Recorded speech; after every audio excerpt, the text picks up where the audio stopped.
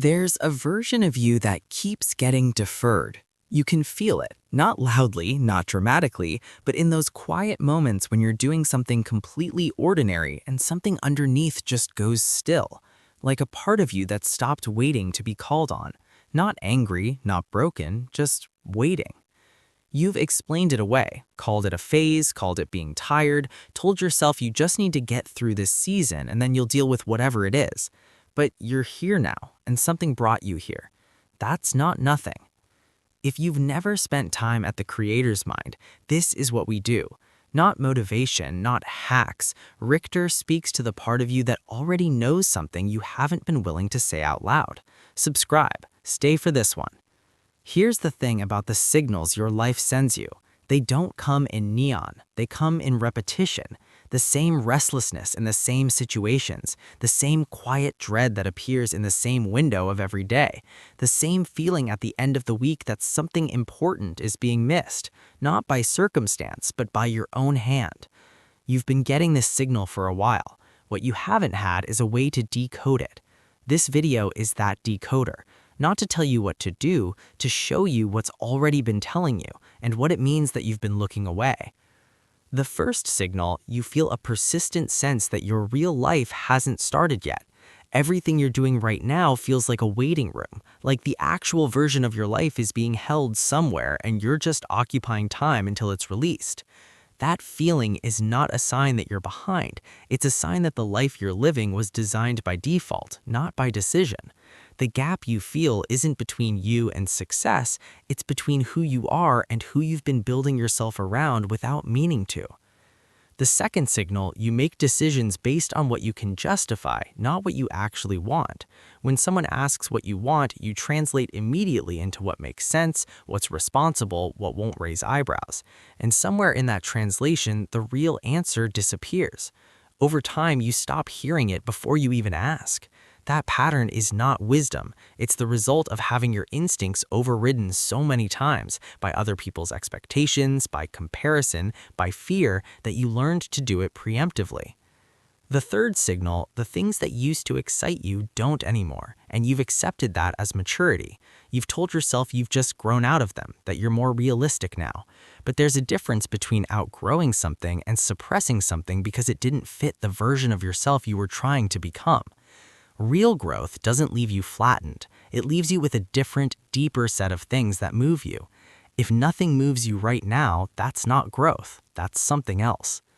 The fourth signal, you're busy, genuinely busy, and still feel completely empty at the end of the day.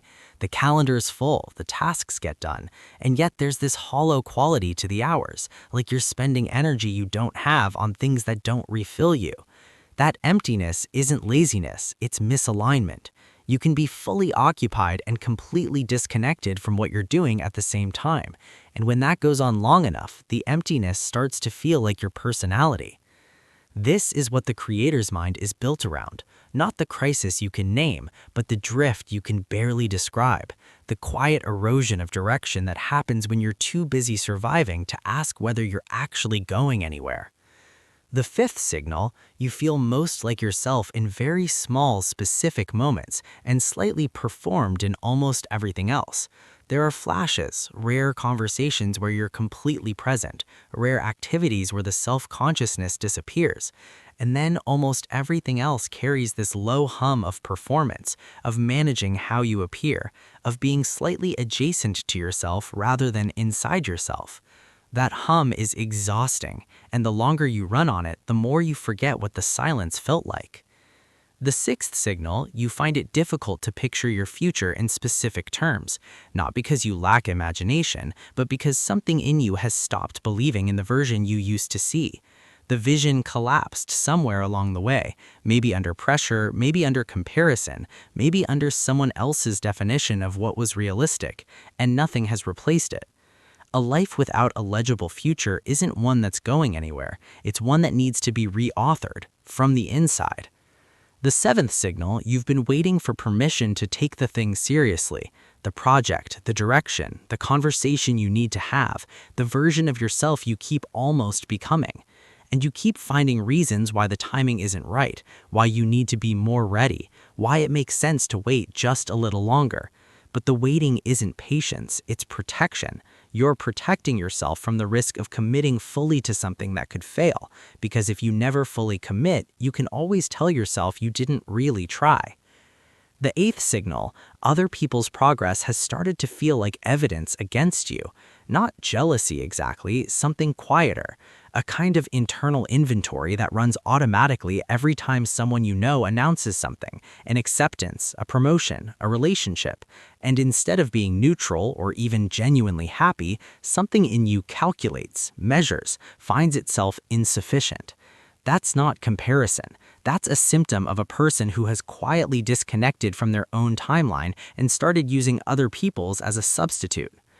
These signals are not warnings that you've failed. They are the sound of a life that is trying to get your attention, and you're finally paying attention. You're not here by accident. Something inside you understood that the current path needed to be examined, not abandoned, not blown up, just looked at clearly. That kind of honesty takes more courage than most people realize. Press like if this landed somewhere real. Subscribe to The Creator's Mind, and the next video is already waiting on your screen. Richter will be there.